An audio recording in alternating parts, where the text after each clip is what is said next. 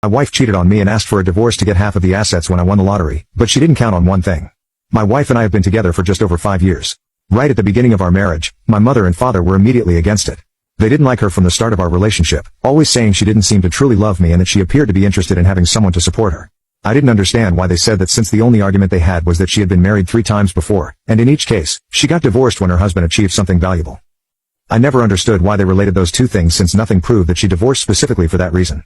2 years after we started dating, we got married. My parents didn't come to our wedding. That caused us not to speak for a long time, but eventually, we got over it. Now, to the main point. I've always liked buying lottery tickets on weekends, and I think it's something I inherited from my father.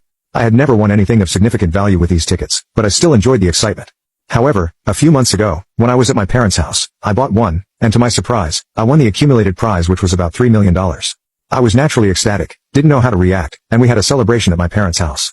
When I got back home, I told my wife, and she was also happy, asking if I was sure about it, and I said yes. The next day, she disappeared. I sent several messages, and she didn't respond to any of them. A few days later, I received divorce papers. When I told my parents, they basically scolded me, saying they had warned me that she would do to me what she did to the others, but then they comforted me. However, there's a detail in this. In my country, you can only play the state lottery if you live in the state. As I was at my parents' house, I used my mother's name to play the lottery, so, technically, the ticket belongs to her. My wife doesn't know this, and my mother said she would only cash it out and give me the money when the divorce is finalized. Tomorrow is the divorce court, and she will finally find out that she won't get a cent of the money, and I'm looking forward to that. You can check if there's a part 2 by pressing share and more.